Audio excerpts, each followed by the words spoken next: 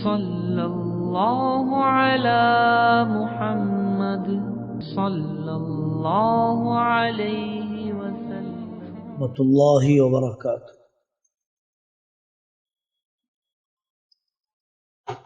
نحمده ونصلی علی رسولہ الکریم، اما بعد۔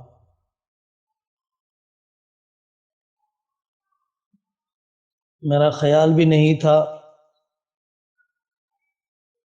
کہ نو فارغ علماء کیسے کام شروع کرے، اس سلسلے کی اتنی لمبی گفتگو ہو پائے گی،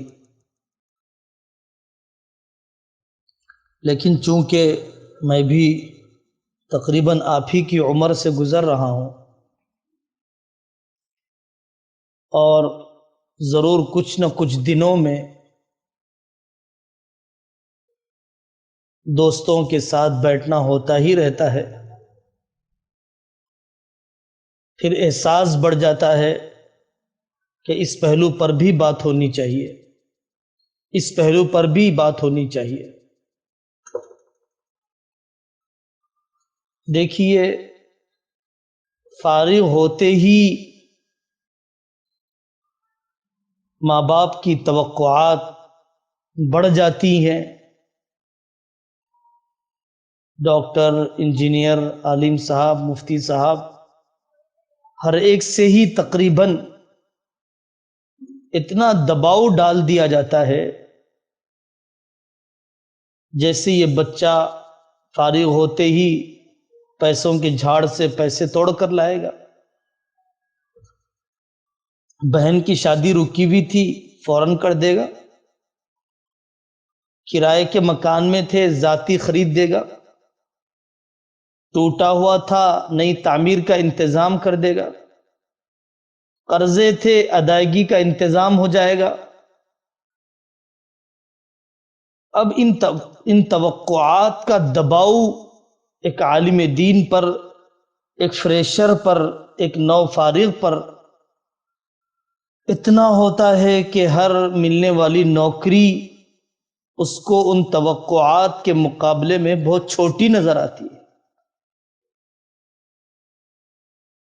اپنا پیشہ چھوڑ دیتا ہے، کبھی اپنی فیلڈ سے ہٹ جاتا ہے۔ یہ سب نقصان دہ چیز ہے۔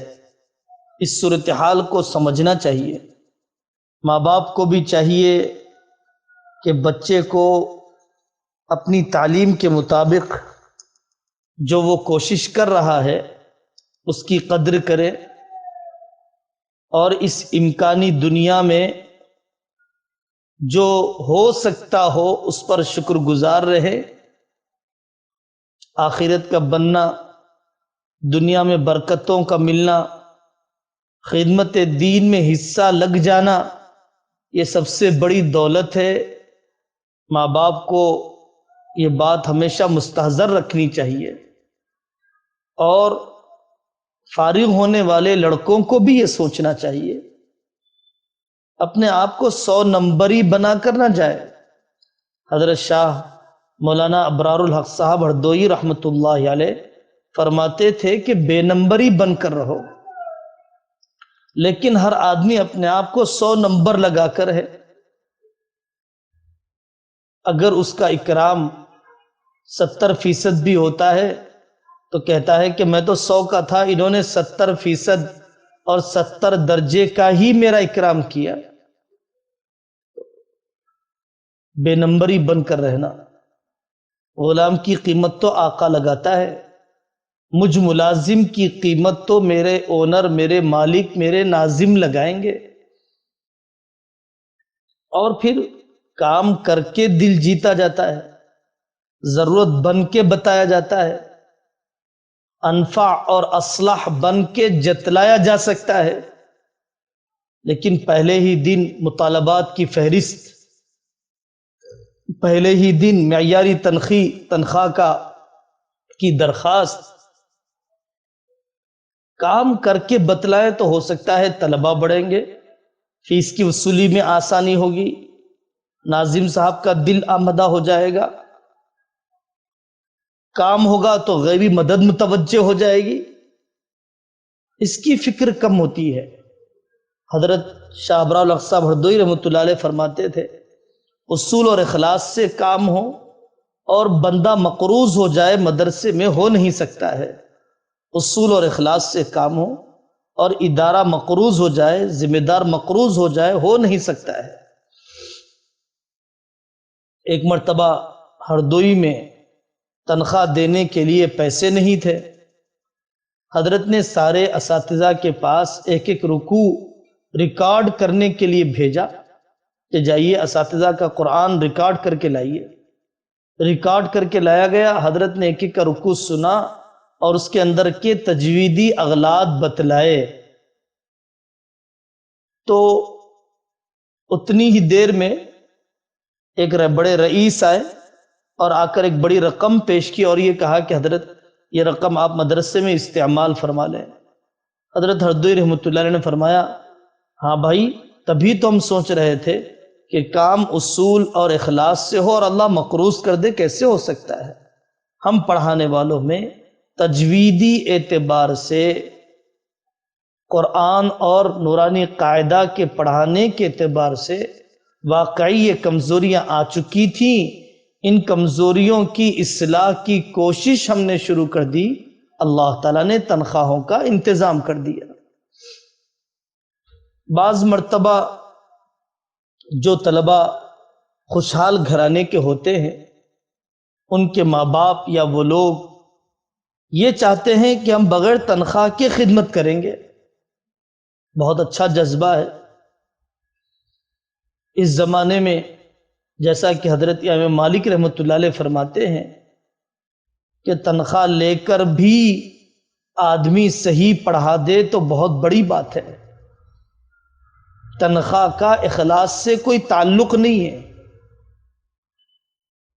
بہت سے تنخواہ لینے والے مخلص ہیں اور بہت سے تنخواہ نہیں لینے والے احسان جتلانے اور تکبر کے جذبات میں مبتلا ہیں۔ آپ نے سنا ہوگا حضرت نانوتوی رحمۃ اللہ علیہ بہت عرصے تک پوچھتے رہے حضرت حاجی امداد اللہ مہاجر مکی رحمۃ اللہ علیہ سے کہ حضرت میں بغیر تنخواہ کے پڑھانا چاہتا ہوں۔ حضرت حاجی صاحب خاموش رہتے تھے۔ ایک مرتبہ حضرت نانوتوی نے کہا کہ حضرت میں نے تنخواہ لینا چھوڑ دی ہے۔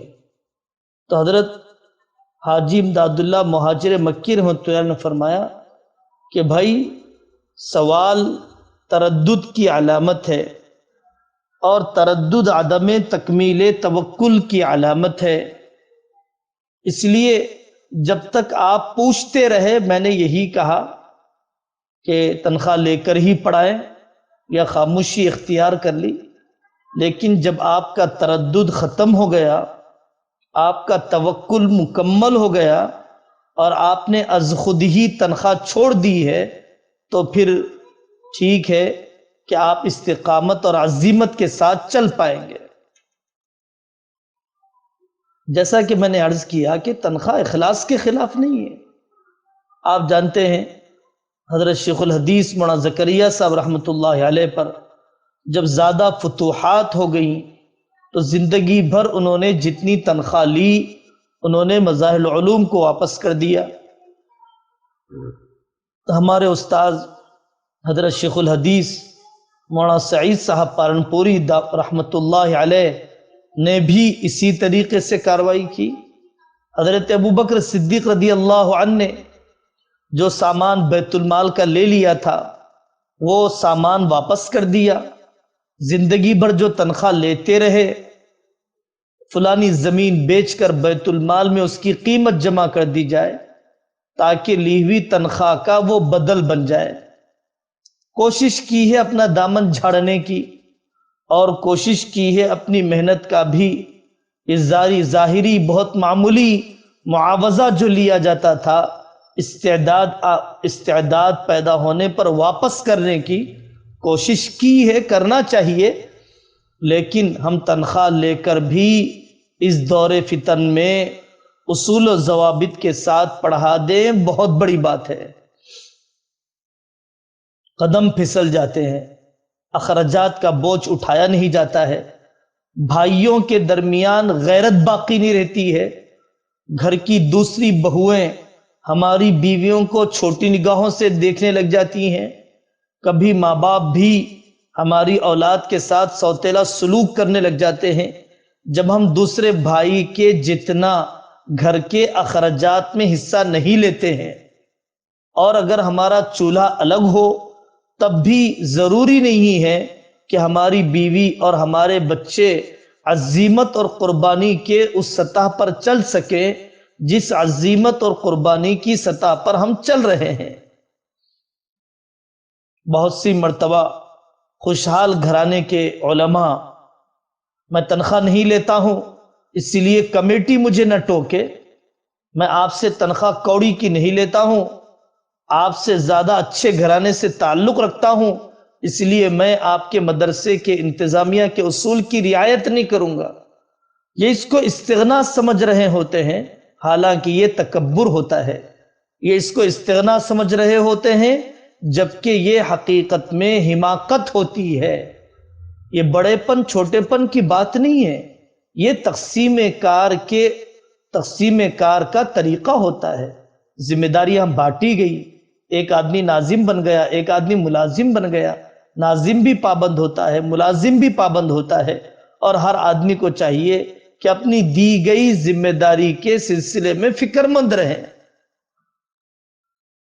تیسری بات جو اس موقع پر مجھے عرض کرنے کو بہت جی چاہ رہا تھا وہ یہ کہ اپنی انتظامیہ اور اپنے سے بڑے عہدیداروں سے تعلق، جب آدمی کسی مدرسے میں داخل ہوتا ہے اور سال تبلیغی لگا کر کسی علاقے میں پہنچتا ہے تو جاتے ہی انقلاب بپا کرنے کی فکر ہوتی ہے کہ پرانوں نے اب تک کیا کیا ہے اور یہ قدیم اساتذہ کی صلاحیتیں ہی کتنی ہیں۔ میں اپنے زمانے طالب علمی کا بڑا امتیازی رہا، مجھے عربی زبان و ادب پر عبور حاصل ہے، انگریزی زبان میں بھی میں نے کورس کر لیا ہے، مضامین میرے مجلات و رسائل میں چھپتے ہیں، میرے بیانات، ان پرانوں کے پاس ملفوظات اور بیانات اور اقتباسات کا وہ ذخیرہ نہیں ہے جو میرے پاس ہے۔ مرکزوں اور اکابرین کی طرف سے جو بات کہی جا رہی ہے ان علاقے کے پرانوں کو اس سلسلے میں خبر نہیں ہے، تو عام طور پر دیکھا گیا یہ بہت مرض اس کم عمری میں پیدا ہو جاتا ہے اور انتہائی درجے کا مہلک، رہے سہے میدان کو چھین لینے والا اور کام کے دروازے بند کرنے والا، برکتوں کو اڑا دینے والا طریقہ ہے کہ آدمی اپنے بڑوں سے بے نیاز ہو کر چلنے لگ جائے اور اپنے پرانوں سے مستغنی بن کر جینے لگ جائے، بلکہ اپنے سے پہلوں کو حقارت کی نگاہ سے دیکھنے لگ جائے اور ان کے کام کو کام نہ سمجھے اور ان کے مشورے سے استفادہ کرنا نہ چاہے اور ان کے تجربات سے مستفید ہوئے بغیر ہی اپنے کام کو آگے بڑھانے کی کوشش کر رہا ہے، تو یہ اس نادان کا طریقہ ہے جس نے بیسمنٹ بغیر دیکھے ہی دوسرے تیسرے منزلے کا خواب دیکھ لیا۔ یہ کیسے ہو سکتا ہے؟ جنہوں نے کھدائی کی، جنہوں نے اندر ڈرینیج لائن ڈالا، وہ انجینئر زیادہ جانتے ہیں کہ اوپر عمارت کیسے کھڑی ہو سکتی ہے۔ جنہوں نے پچھلے زمانے میں کام کیا، علاقوں کے اتار چڑھاؤ کو دیکھا، ان کے مشورے کے بغیر ہمارا کام کرنا نقصان دہ ہوا کرتا ہے۔ اس کے بجائے ان کا تعاون کرنے، ان کا کام بڑھانے کے، اگر ہمارا یہ رخ بن گیا کہ ہم 1.5 اینٹ کی مسجد الگ بنائیں گے یا شکایتی زبان کے ساتھ ہم جیئیں گے، یہ بڑا عجیب مسئلہ ہے اس زمانے میں۔ شکایتی زبان، مجھے فلانا آگے بڑھنے نہیں دیتا ہے، علاقے کے پرانوں کو دیکھا نہیں جا رہا ہے، علاقے کے قدیم علماء میری خطابت کہیں طے نہیں ہونے دیتے ہیں، مجھے منکرات پر نکیر کرنا ہے، کمیٹی سن نہیں پا رہی ہے، تو بات کرنے کا سلیقہ کہاں سیکھا ہے؟ حکیم کلیم اللہ صاحب دامت برکاتہم فرماتے ہیں زبانوں کے پھسلنے، قلموں کے بہکنے کا زمانہ ہے، زبانیں پھسل رہی ہیں، قلم بہک رہے ہیں، منکر پر نکیر کرنے میں جو سخت رویہ ہم نے اپنایا ہے، کیا حضرت عمر کا تقوی بھی ہمارے ساتھ ہے؟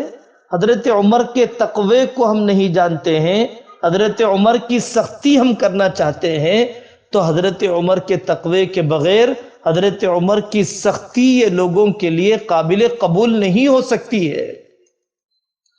اگر آپ علاقے کے بڑوں اور پرانوں کو ساتھ نہیں لیں گے، ایک قدم آپ آگے نہیں بڑھ سکتے۔ ان کان اللہ معک فمن تخاف واذا کان اللہ علیک فمن ترجو، یہ بات بار بار ذہن میں رکھنی چاہیے۔ ان کان اللہ معک فمن تخاف واذا کان اللہ علیک فمن ترجو، جب اللہ تیرے ساتھ ہے تو تجھے کس کا ڈر ہے، اور جب اللہ ہی تیرے ساتھ نہیں ہے تو تجھے کس سے امید ہے؟ اللہ کا میرے ساتھ ہونا حدود شریعت کی پابندی ہے، اللہ کا میرے ساتھ نہ ہونا حدود شریعت کی پامالی ہے۔ اگر حدود شریعت مجھ سے ٹوٹ رہے ہیں تو اللہ میرے ساتھ نہیں ہے، اور اگر حدود شریعت پر میں قائم ہوں تو اللہ کی ذات، اللہ کی مدد میرے ساتھ ہے۔ احفظ اللہ یحفظک، احفظ اللہ تجدہ تجاہک۔ اب دنیا کیا کہہ رہی ہے، علاقے والے کیا کہہ رہے ہیں، یہ غم بہت ستاتا ہے۔ آپ نے سنا صوفیاء کرام فرماتے ہیں کہ جو آدمی اس لیے عمل چھوڑ دے کہ دنیا کیا کہے گی، وہ بھی ریاکار ہے۔ دنیا دیکھ رہی ہے اس لیے میں عمل نہیں کر رہا ہوں، یہ بھی ریاکاری ہے۔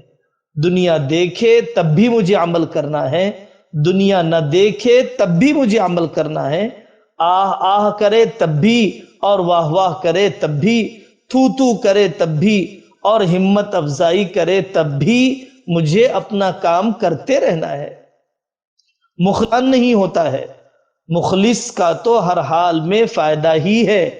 حضرت حسین رضی اللہ عنہ میدان ہار کر بھی جیت چکے تھے، اور یزید میدان جیت کر بھی ہار چکا تھا۔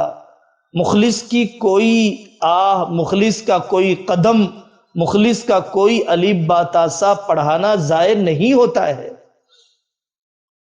مولانا یوسف صاحب رحمۃ اللہ علیہ کی اس بات سے بہت ہمت بڑھتی ہے کہ مولانا یوسف صاحب رحمۃ اللہ علیہ فرماتے تھے کہ حضرت نوح علیہ السلام نے 950 سال محنت کی، 80 آدمی مسلمان ہوئے۔ طفیل بن عمر دوسی رضی اللہ عنہ نے چند سال محنت کی، کئی خاندان مسلمان ہوئے۔ ایسا لگتا ہے کہ قیامت کا زمانہ جتنا قریب آتا جائے گا، اللہ تعالیٰ اتنا ہی تھوڑی قربانیوں پر بڑی مدد نازل فرمائیں گے۔ اور یہ مختصر سی زندگی میں دیکھنے کا موقع ہر آدمی کو ملتا رہتا ہے۔ تھوڑی سی قربانیوں پر اللہ تعالیٰ بڑی بڑی مدد کر دیتے ہیں۔ شکایت کے مزاج سے نکل جائیے، محرومی کے مزاج سے نکل جائیے۔ جتنا کام دیا جا رہا ہے، لیا جا رہا ہے، اس کو بہتر سے بہتر انداز میں کرنے کی اور شکر گزاری کی، احسان مندی کی کیفیت میں رہیے۔ صدر صاحب آپ کا احسان ہے، آپ نے مجھے موقع دیا۔ ناظم صاحب آپ کا احسان ہے، میں تو اس لائق نہیں تھا، آپ نے مجھے نبھا لیا۔ یہ کیفیت ہونی چاہیے، اس کی وجہ سے بڑی ترقی ہوتی رہتی ہے آدمی کی۔ وہ بات حضرت مولانا زکریا صاحب رحمۃ اللہ علیہ، مولانا الیاس صاحب رحمۃ اللہ علیہ دونوں بیٹھے ہوئے تھے۔ مولانا زکریا صاحب رحمۃ اللہ علیہ اپنے نوکر سے بہت ناراض اور بہت اس پہ غصہ، میں تجھے کتنا معاف کروں، آخر میں تجھے کتنا جھیلوں۔ تو مولانا الیاس صاحب رحمۃ اللہ علیہ نے مولانا زکریا صاحب سے قریب میں آ کر کہا، زکریا اس کو اتنا معاف کر جتنا کہ اپنے کو اللہ کے یہاں معاف کروانا چاہتا ہو۔ مجھے اللہ کے یہاں کتنا اپنے آپ کو معاف کروانا ہے۔ لوگوں نے دیکھا شیخ الحدیث صاحب رحمۃ اللہ علیہ کے خلیفہ حضرت قاری امیر حسن صاحب رحمۃ اللہ علیہ 60 سال سے زیادہ عرصہ انہوں نے ہردوئی میں ملازمت کی، اور ناظم اور ملازم کے درمیان کوئی ٹکراؤ یا کوئی ناگوار واقعہ نہیں۔ دونوں شیخ اپنی جگہ پر بڑے بڑے مرجعیت رکھنے والے اور دسی و متوسلین، ان سے اصلاحی تعلق رکھنے والے، لیکن حضرت قاری امیر حسن صاحب رحمۃ اللہ علیہ کیسے پابندی کیا کرتے تھے درسگاہ میں حاضری کی، کیسے پابندی فرماتے تھے سال کی ابتدا میں مدرسہ پہنچ جانے کی، کیسے اہتمام کرتے تھے ناظم محترم کے منشا سمجھنے کی، اور حضرت شاہ ہردوئی رحمت اللہ علیہ کیسے حضرت قاری امیر حسن صاحب رحمت اللہ علیہ کا لحاظ رکھتے تھے۔ سفر میں جاتے تو پوچھتے تو رفقائے سفر کون ہے، سفر کا پورا منصوبہ کیا ہے، کون کون سی سواری رہے گی، حضرت قاری صاحب کی صحت کا خیال رکھنا، حضرت قاری صاحب رحمت اللہ علیہ کی کب واپسی ہوگی۔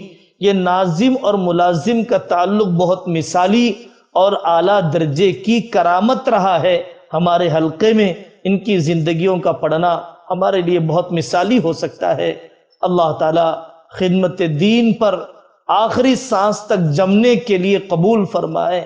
معمولی عذر کی بنیاد پر، تھوڑی سی ناقدری پر، چند مہینوں کی تنخواہ کے نہ ملنے پر یا تنخواہ کے کم ہونے پر آدمی کو خدمت دین سے ہاتھ نہیں دھونا چاہیے۔ مجھے کمیٹی نے نکال دیا، مجھے ناظم صاحب نے نکال دیا، مجھے فلانے کی شرارت نے نکال دیا، نہیں، میرے گناہوں نے مجھے نکالا، مجھے ناپاک تنہائیوں نے نکالا، مجھے میری دین کی ناقدری نے نکالا، میری حضرت رسول اللہ صلی اللہ علیہ وسلم کا علم حاصل کرنے کے لیے آنے والے طالبین کے ساتھ بدتمیزی نے مجھے نکالا، سبق کی صحیح تیاری نہ کرنے نے مجھے نکالا۔ نکالنے کے اسباب ساری دنیا میں تلاش کرتا ہے لیکن اپنی ذات میں تلاش نہیں کرتا ہے۔